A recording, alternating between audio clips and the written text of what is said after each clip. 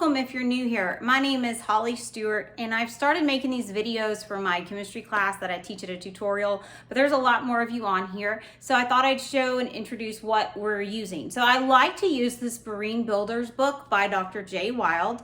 It's a chemistry book. It's been out for a few years now, and it's a really great resource. So as I work through these videos, I am going through the comprehension checks that are in the book and the review questions. So I like to encourage my students to try them on your own before you watch me do it, and then check yourself to me as you're working through the problems. If you go through the class, you're gonna need a calculator. I would highly recommend that you go ahead and get the calculator that you're gonna be using to take either your ACT or the SAT, because that way you have lots of practice using that calculator.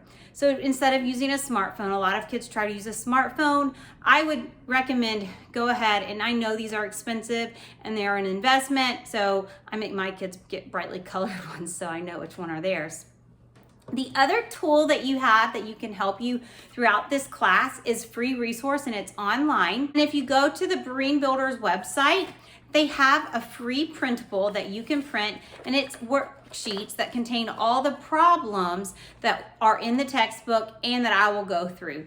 I love these. These help keep students, high schoolers are notoriously unorganized, and so this is going to help keep your student papers very organized. It's labeled as to what section they're on, and there's page numbers, and so I would just punch it in and put them all in a notebook for them at the beginning of the year. That way they are not just working on random scrap pieces of paper that they're losing all their notes on. For my students, as they take this course, for every chapter, I allow them to take one 3x5 note card and write on it as we work through the chapter, either constants or problem, like formulas and things, and they can then use that note card on the test. That is valuable for them. This day and age where you can Google anything, I don't really believe that they need to sit down and spend hours memorizing these formulas.